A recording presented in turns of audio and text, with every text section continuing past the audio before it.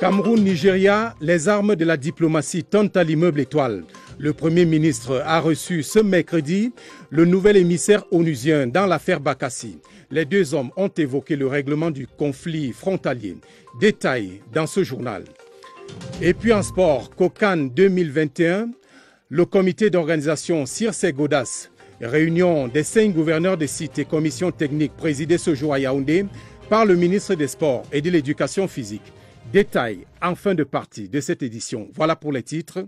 D'abord, un geste barrière, un message du président de la République avant les détails.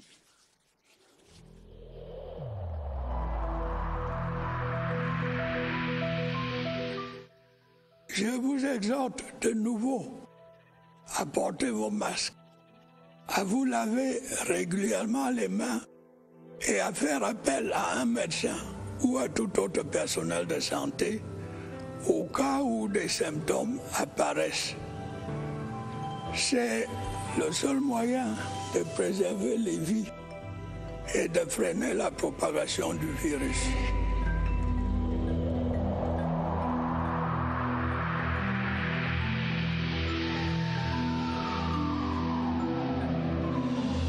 C'est un bilan lourd avec des images insoutenables. 22 morts à Batchenga au pont d'Olembe, 16 à Hawaï et 2 à Nyokon près de Makenene.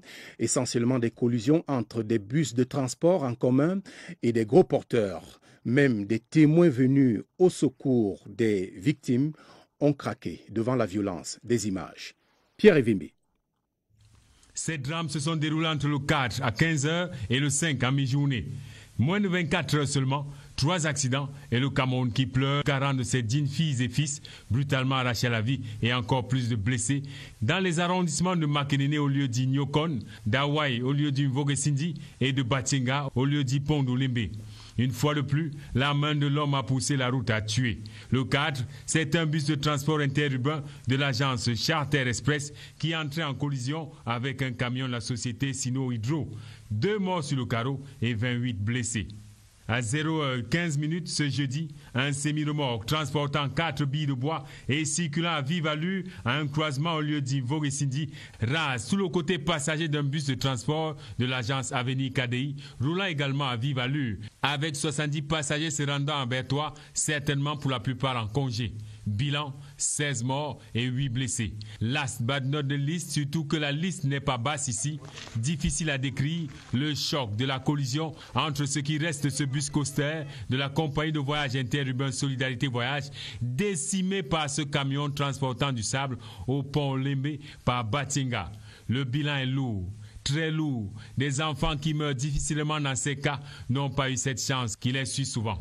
1 minute d'inattention, une manœuvre de trop face à une crevasse sur le pont et 22 Camerounais qui atteignent leur destination finale. Des drames de trop, personne n'en voulait, surtout pas le ministère des Transports et la Gendarmerie nationale qui avaient ficelé un programme de prévention de sécurité routière imparable allant de la sensibilisation à la répression. Mais l'usager indélicat, l'ennemi numéro 1, ne dort pas, tout comme ces agences de voyage assoiffées de voyage qui croient toujours à une certaine impunité. Toute la compassion et la solidarité de la CRTV aux familles des victimes. Et à l'issue de ces accidents, nous avons reçu un communiqué de presse émis par le ministre des Transports qui regrette ces malheureux événements. Jean-Ernest Masséna Ngale-Bibé annonce par ailleurs des mesures d'austérité contre l'indiscipline routière et il présente les condoléances du gouvernement aux familles des victimes. Le Premier ministre Joseph Dione Ngouté a reçu en audience ce mardi Mahamat Saleh Anadif Katir, le nouveau représentant du secrétaire général de l'ONU pour l'Afrique de l'Ouest et le Sahel. Parmi les sujets de discussion, le dossier Bakassi réglé depuis 2002 par un arrêt de la Cour internationale de justice. Laurentine Bekono. En poste depuis avril 2021, le président de la Commission mixte des Nations Unies pour la mise en œuvre de l'arrêt de la Cour internationale de justice de La Haye a fait le point sur l'état d'avancement du dossier. Il y a 2 jours, j'étais au Nigeria. Je viens de faire un petit point avec le Premier ministre qui a eu l'avantage d'avoir accompagné ce processus depuis le début. Et donc nous nous acheminons vers la tenue d'une réunion de la commission mixte en elle-même pour pouvoir finaliser les quelques points qui restent en suspens. La résolution des conflits entre Africains et par les Africains doit constituer une référence. Cette mise en œuvre de cet arrêt qui constitue une référence, non pas seulement au niveau de la sous-région ou au niveau africain, c'est au niveau international. Je crois qu'il faut le valoriser, il faut bien le finaliser pour que puisse rester quelque chose d'historique pour le règlement pacifique des problèmes africains par les Africains eux-mêmes. Créé le 15 octobre 2002 pour assurer le suivi de l'arrêt prononcé le 10 octobre 2002, la plupart des missions assignées à la commission mixte ont été accomplies avec succès malgré les contraintes sécuritaires et géographiques. Parlons maintenant de la 9e session du comité de pilotage de la plateforme de dialogue sur les finances publiques. Les travaux se sont tenus ce jour à Yaoundé autour du président de l'instance, Louis-Paul Motazé, les partenaires techniques et financiers, les administrations et la société civile. Objectif des membres, faciliter et rendre efficace la gestion des finances publiques. Alvin Gizelzei. La pandémie à coronavirus a eu une incidence sur l'implémentation des réformes engagées depuis quelques années au Cameroun. Tenez, sur les 257 réformes retenues au cours des 7 premiers mois de l'année en cours, seules 176 ont connu un aboutissement satisfaisant, soit un taux de réalisation de 69%. Les mesures de contraction des dépenses ont été maintenues et renforcées, d'où une exécution de 4 363 milliards pour une prévision réalisée de 4 409 milliards, soit un taux d'exécution de 99%. Dans l'optique d'optimiser les derniers mois de mise en œuvre du plan global des réformes de la gestion des finances publiques, les membres du comité de pilotage ont émis le vœu de voir prolonger les délais d'implémentation des dites réformes. Nous travaillons pour la mise en œuvre de la comptabilité patrimoniale, la réforme sur le compte unique du Trésor. Nous avons basculé dans la réforme sur le budget programme, la réforme sur la performance. Cette réforme est déjà assise, mais il faut qu'elle soit améliorée. Le plan opérationnel annuel 2021 révèle que 81 mesures n'ont pas été réalisées. Une préoccupation majeure sur laquelle l'équipe de Louis-Paul Motazé entend se plancher dans les jours à venir. Des nouvelles de la transfrontalière Saint-Mélima-Ouesso, encore moins de 5 km à bitumé côté camerounais, et l'on pourra partir de Yaoundé pour Brazzaville sur une route de circulation agréable. La levée des contraintes qui freinaient jusque-là les travaux a donné un coup de fouet à la vitesse d'exécution du projet. Les détails dans ce reportage de Rodrigue Bertrand-Toueno. Encore moins de 5 km et les travaux sur les lots Saint-Mélima-Bikoula et Bikoula-Djoum seront entièrement achevés. Les entraves liées à la non-libération des emprises et aux indemnisations sont presque toutes levées. Et le préfet Dialobo nous a appelé, nous a indemnisé pour la route. Le jour de l'indemnisation, il a demandé aussi qu'on libère aussi rapidement parce que les travaux vont continuer. Mon oncle et moi, on a eu à louer un engin pour faire un terrassement, pour que l'indemnisation pour construire d'autres bâtiments un peu éloignés de la route.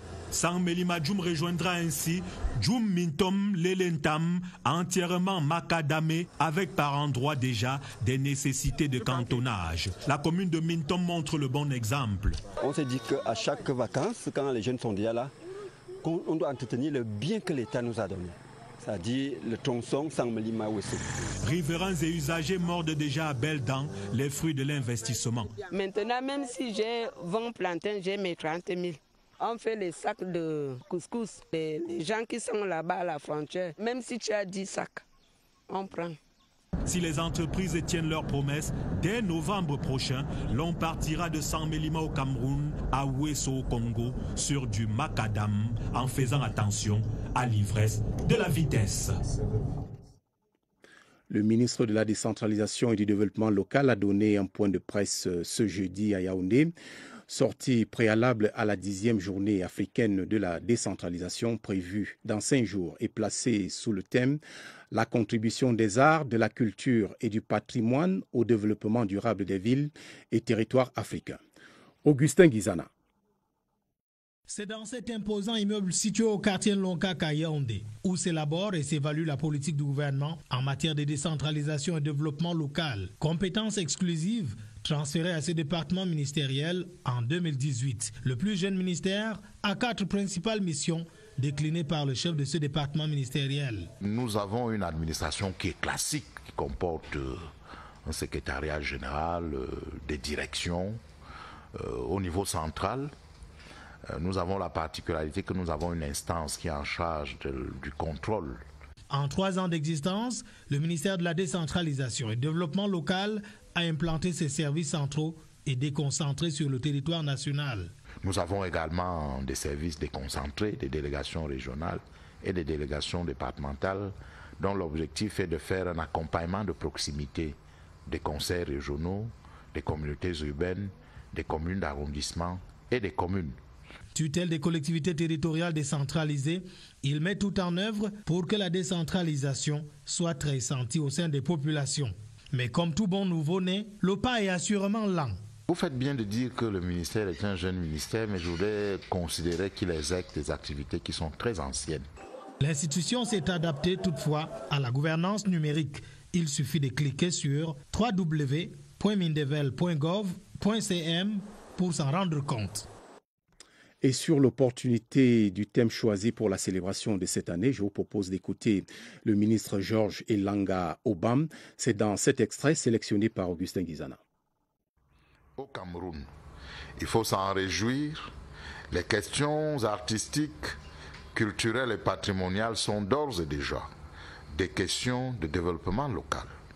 Elles sont des préoccupations au cœur du statut spécial reconnu aux régions du Nord-Ouest et du Sud-Ouest et dont les chambres des chefs ont tout particulièrement été habilitées à émettre un avis sur le statut de la chefferie traditionnelle, la gestion et la conservation des sites, monuments et vestiges historiques, l'organisation des manifestations culturelles et traditionnelles, ainsi que la collecte et la traduction des éléments de la tradition orale.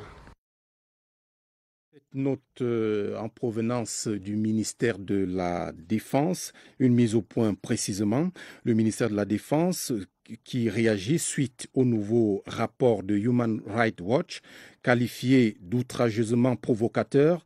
Cette énième facétie de l'ONG, précise le gouvernement, ne fragilisera aucunement le moral des forces de défense et de sécurité qui poursuivent leurs opérations dans le strict respect des droits de l'homme et des droits humains.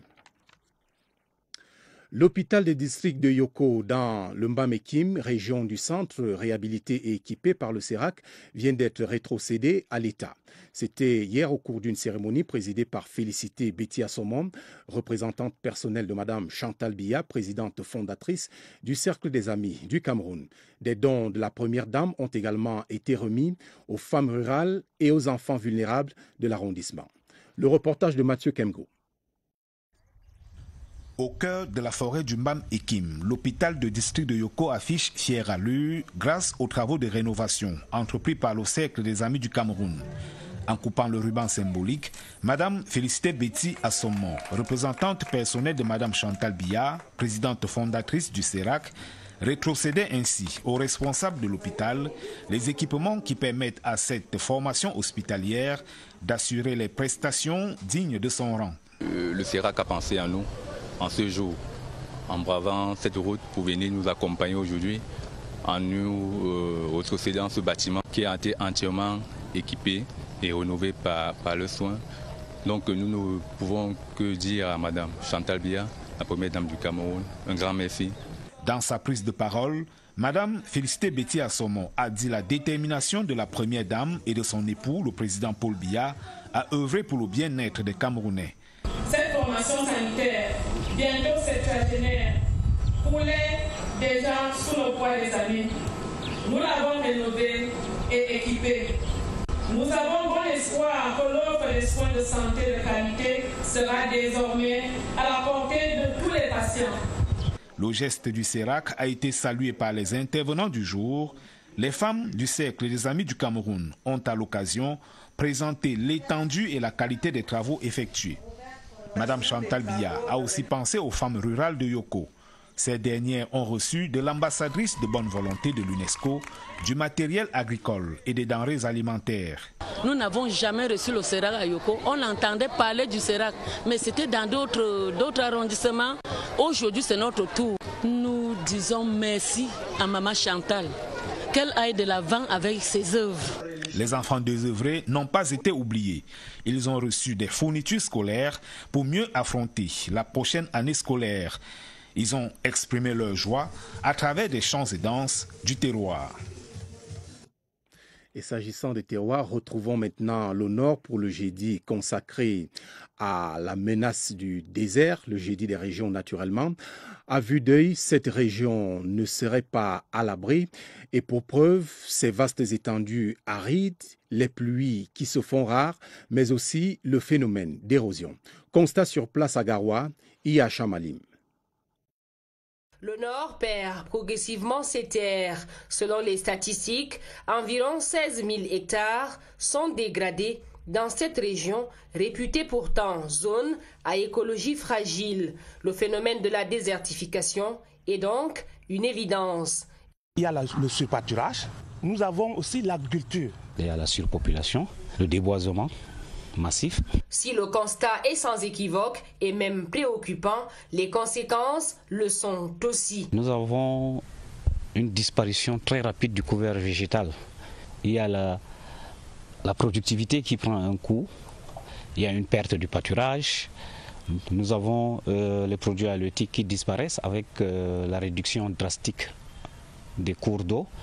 Et c'est la famine qui va donc s'installer et la pauvreté également. Au Cameroun, environ 12 millions d'hectares de terres sont dégradés du fait des actions de l'homme et le Nord constitue l'une des régions les plus exposées en matière de désertification.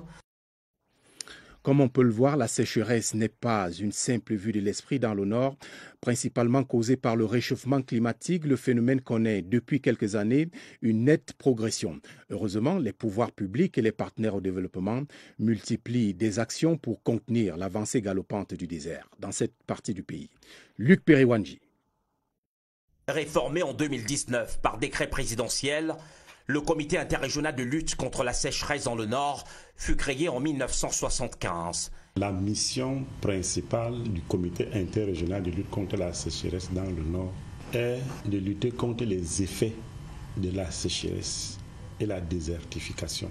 Avec 8 millions d'hectares de terre dégradés dans le septentrion, l'organe gouvernemental chargé d'apporter la riposte s'investit pour l'essentiel dans le reboisement. Nous produisons suffisamment de plantes forestiers et quelques fruitiers aussi, et qui sont mis à la disposition de la population. Sur le terrain de la lutte, il y a évidemment l'État aux avant-postes, ses démembrements, mais aussi les partenaires au développement. Ces partenaires de développement mènent auprès des populations villageoises une campagne de sensibilisation régulière. Toujours aussi vorace, le désert convoite sans cesse les terres du Nord. Mais grâce au pouvoir public, les dégâts sont pour l'instant limités, même si beaucoup reste encore à faire en la matière. C'est encore les vacances, mais certains préparent déjà la rentrée. Le cas de la Société Générale du Cameroun qui met à la disposition des familles un nouveau mécanisme de paiement des frais de scolarité. Cet outil vient d'être présenté au cours d'une série de remises de prix d'excellence scolaire à travers le pays. Frank Jam.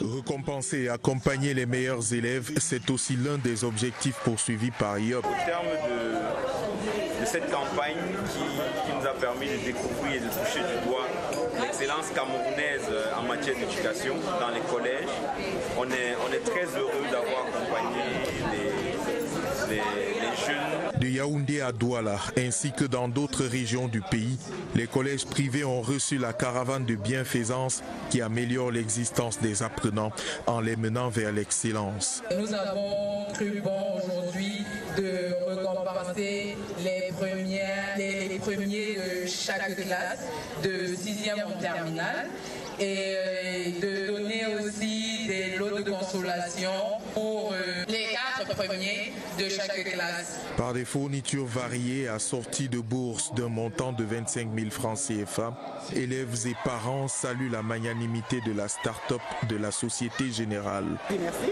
parce que ça encourage. Il y a des parents, voyez-moi, qui n'ont pas toujours les moyens de subvenir aux besoins de leurs enfants. Je pense qu'il y a le porte-monnaie électronique du futur.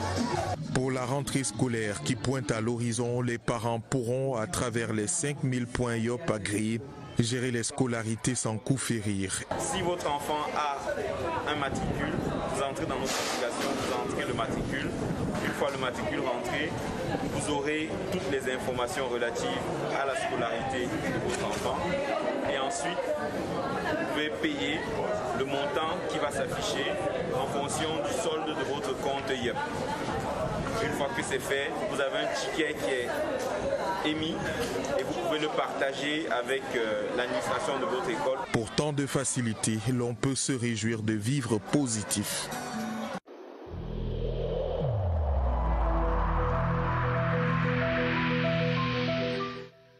Je vous exhorte de nouveau à porter vos masques, à vous laver régulièrement les mains et à faire appel à un médecin ou à tout autre personnel de santé au cas où des symptômes apparaissent.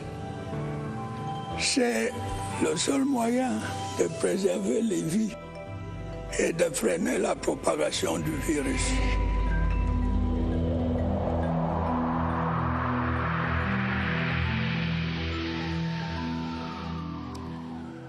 « 20h52 et c'est le temps de la riposte gouvernementale contre le coronavirus. Le compteur de la vaccination est-il bloqué? Moins de 400 000 personnes vaccinées à date. Pourtant, des opérations de vaccination de masse ont été multipliées et conduites par les pouvoirs publics. Retrouvons pour essayer de comprendre Évariste Eyenga en direct du centre des opérations des urgences de santé publique ici à Yaoundé. Bonsoir Évariste, une question ce soir, se rapproche-t-on réellement de l'objectif de cette vaccination? Bonsoir Romuald. L'objectif est d'atteindre 40% de Camerounais vaccinés, soit environ 13 millions de personnes. On en est bien loin encore, avec seulement moins de 400 000 personnes vaccinées, soit environ 2%. Est-ce qu'on a évolué entre-temps? On va le voir avec Raoul Nembot. Il est le responsable des données au programme élargi de vaccination. Raoul, bonsoir. Bonsoir Évariste. Quels sont les chiffres que l'on peut retenir, les chiffres de la vaccination au niveau national? Aujourd'hui, nous dénombrons déjà 350 628 personnes qui ont déjà reçu le vaccin contre le Covid-19 au Cameroun, ce qui représente environ 2,1% de la cible attendue. Encore l'un des objectifs. Toutefois, les chiffres, avec les stratégies mises en place, les chiffres évoluent chaque jour dans toutes les régions du pays. Avant les régions, justement, est-ce qu'on peut avoir une idée d'une classification? Y a-t-il des régions plus vaccinées que d'autres? Oui, les statistiques aujourd'hui montrent que la région de l'extrême nord est la région où il y a plus de personnes vaccinées, avec environ 100 000 personnes déjà vaccinées, suivi de la région du centre avec 52 000 personnes. Ensuite, la région du nord avec environ 42 000 personnes, la région de l'est avec 32 000 personnes. La région qui arrive en dernier peut-être Nous avons le sud-ouest et le sud, qui sont les régions qui arrivent en dernière position. Mais toutefois, en matière de couverture vaccinale par rapport à la cible attendue, la région de l'est se positionne en première position, suivie de la région de l'est. Et en dernière position, nous aurons la région du littoral et du sud-ouest. Merci à vous, Raoul. Petite évolution, on vient de le noter, 0,1%. On a progressé, mais pas assez. Il faut pouvoir atteindre 40% de personnes vaccinées. Alors, la vaccination, on vous la recommande. Le message est bien reçu, Évariste. Adhérer au centre de gestion agréé afin de bâtir une économie plus forte et résiliente. Voilà l'appel du ministre des Petites et Moyennes Entreprises, de l'économie sociale et de l'artisanat aux promoteurs des start-up et PME du Sud-Ouest. Achille Basileken III a lancé, en présence des autorités administratives locales, la 6e édition de la campagne de sensibilisation à l'adhésion au centre de gestion agréé. Stéphane Tala. Les activités déjà en recul des petites et moyennes entreprises ont pris un sérieux coup avec l'avènement du Covid-19. C'est pour susciter un rebond de l'économie que se tient la caravane de sensibilisation à l'adhésion aux différents centres de gestion agréés à Limbé. Pour le ministre des Petites et Moyennes Entreprises, de l'Économie sociale et de l'Artisanat, le processus permet de renforcer la discipline fiscale et d'inscrire les PME et les start-up dans la dynamique de la formalisation progressive de l'économie nationale. Depuis 2020, il y a un décret du Premier ministre qui organise en fait des facilités spécifiques pour des régions économiquement affectées. C'est le cas en fait du Sud-Ouest. Et donc, il s'agira aussi dans le cadre de cette campagne de mieux traduire en acte les différentes opportunités qui leur sont offertes dans le cadre justement de la reconstruction. Les travaux prennent également en compte les difficultés auxquelles sont confrontés les promoteurs de PME. Les parties prenantes sont invitées à saisir toutes les opportunités qu'offre cette campagne afin de bâtir une économie forte et résiliente. Je vous donne à présent dans son intégralité lecture du communiqué de presse émanant du ministère de la Défense. Le ministère de la Défense communique dans un nouveau rapport outrageusement provocateur mis en ligne le lundi 2 août 2021. Human Rights Watch relaie des allégations prétendument documentées de destruction, viols, meurtres et exécutions des civils, pillages et violations des droits humains et les impute aux forces de défense et de sécurité dans les régions du Nord-Ouest et du Sud-Ouest. Il importe de rappeler que cette organisation non gouvernementale connue pour son aversion contre les forces de défense et de sécurité camerounaises poursuit ainsi sans précaution son soutien au mouvement irrédentiste opérant sur certaines parties de notre territoire, tout comme ses précédentes publications sur le Cameroun, dont celle particulièrement inique et agressive du 26 février 2021, le rapport du 2 août 2021 ne se résume ni plus ni moins qu'à un énième fatras d'affirmations sans fondement. Tout semble clairement indiquer que les multiples prises de position de Human Rights Watch ne visent qu'à décrédibiliser les forces de défense et de sécurité engagées qu'elles le sont dans l'accomplissement de leur mission régalienne. À l'heure où le Cameroun travaille résolument à l'effectivité du processus de restauration de la paix dans les zones en crise, des ennemis tapis dans l'ombre ne manquent pas d'audace pour fustiger la stratégie mise en œuvre par le gouvernement et jeter l'anathème sur les forces de défense et de sécurité. Cette énième facette de Human Rights Watch ne fragilise aucunement le moral des forces de défense et de sécurité qui poursuivent leurs opérations aux quatre coins du pays dans le strict respect des droits de l'homme et des droits humains, tout en veillant à ce que tout écart établi et vérifié soit sanctionné conformément aux lois et règlements dans ce pays. C'est signé du capitaine de vaisseau Aton Fangemo Cyril, le chef des divisions de la communication. Partons en aventure dans la cité des arts, Fumban, c'est bien sûr le département du Noun, région de l'Ouest. Le musée des rois Bamoun exerce une fascination chez les visiteurs. Un imposant monument surmonté par deux têtes de serpent, une œuvre d'art qui respire la volonté de grandeur du sultan Ibrahim Bombonjoya qui l'a inspiré. Charles Le Bon Nouisseau. Au cœur de la ville de Fumban se dresse une infrastructure qui fascine par son architecture originale et unique au monde. Un pôle de merveilles situé à côté du palais royal. Tout un florilège de trésors et de symboles. Armoirie Bamoun mise en vitrine. Pour les initiés de la cosmogonie locale, l'araignée caractérise la sagesse. Le serpent à deux têtes, la puissance du peuple Bamoun sur plusieurs fronts.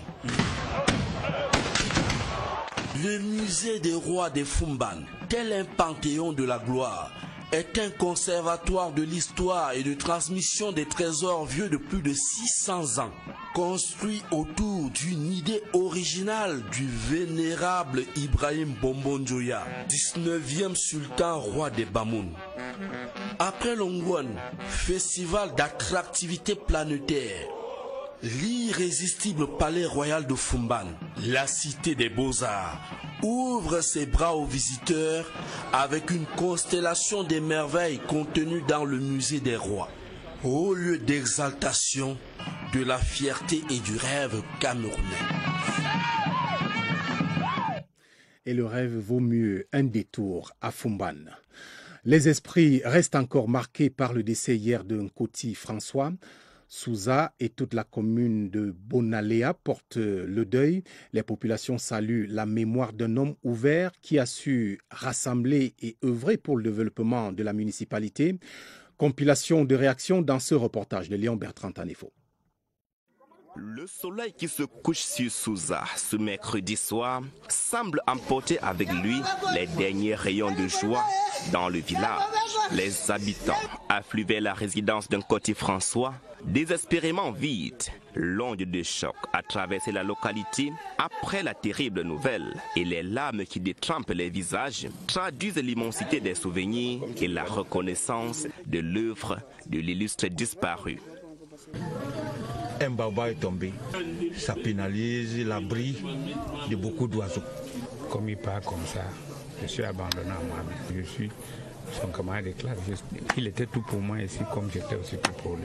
Ici, on se rappelle de la promesse de Desto. Il devait rentrer à Souza, Namatimba Souza. Avec sa contribution, son appui, je suis devenu maire de 2013 à 2020.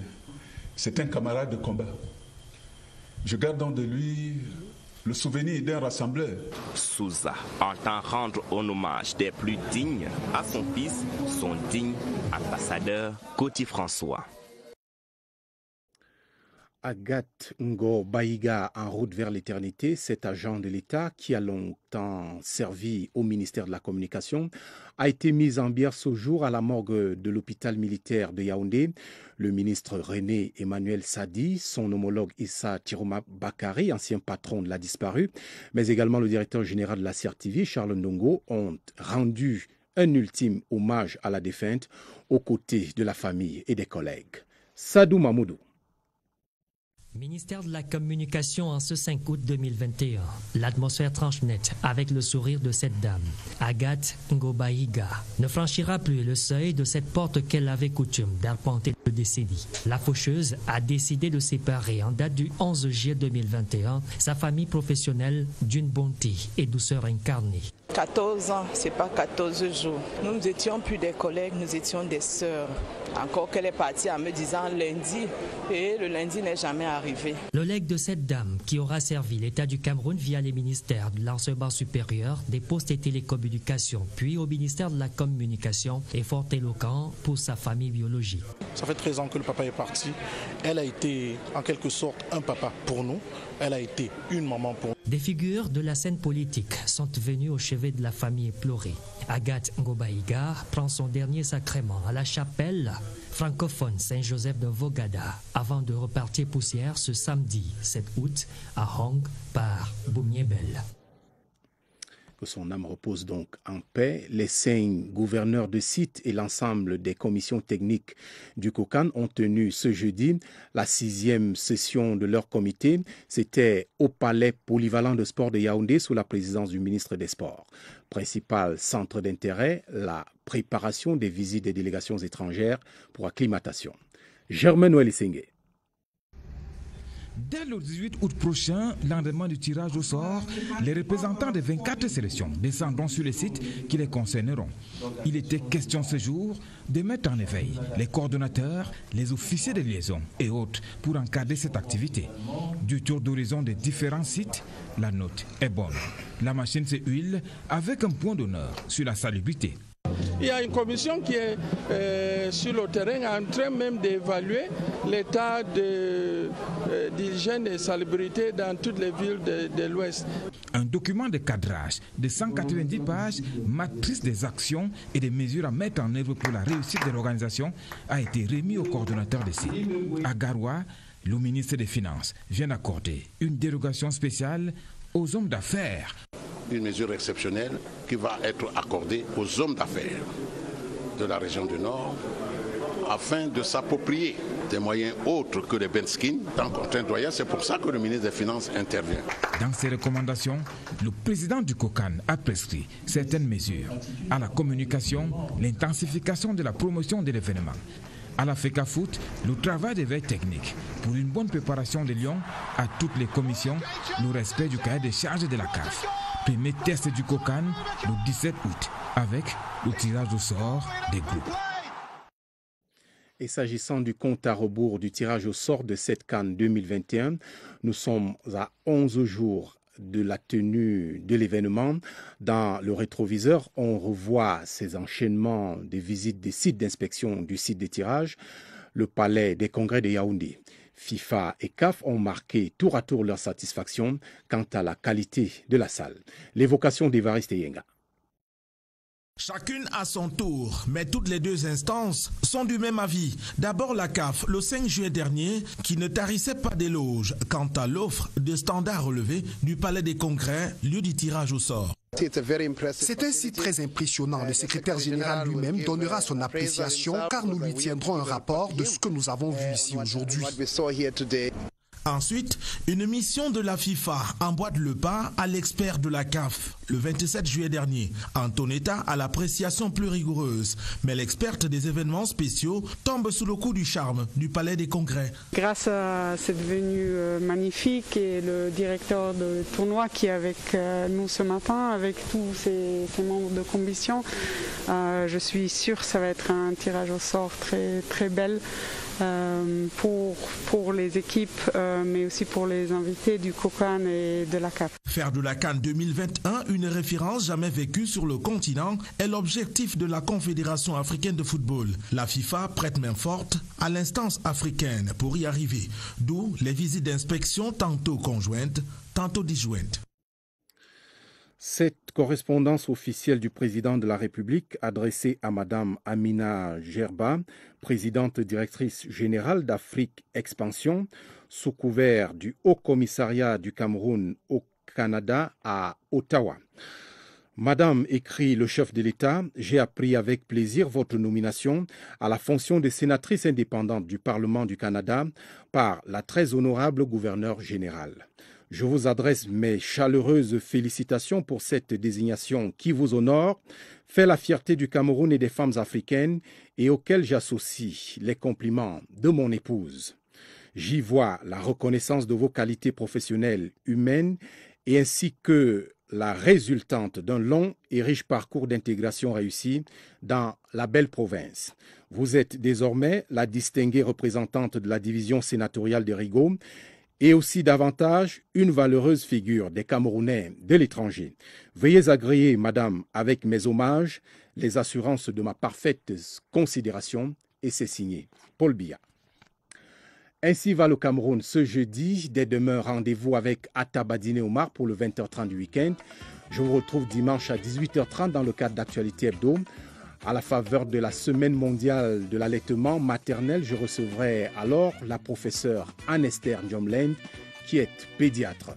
Merci à toutes les équipes de production de la semaine, mais également à vous-même, mesdames et messieurs, pour votre fidélité. Restez sur votre chaîne, la CRTV. La télévision, c'est ici. Bonsoir.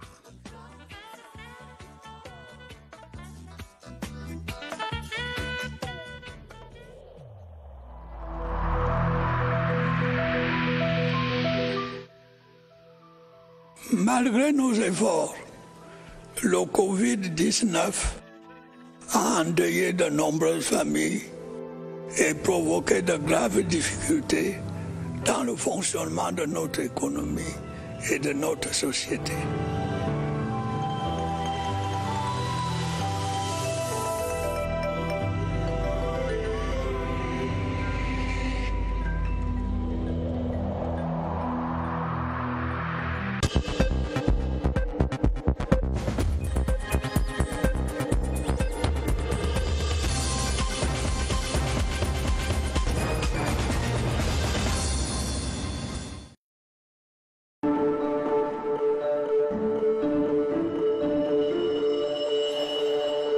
L'avantage de jouer à domicile.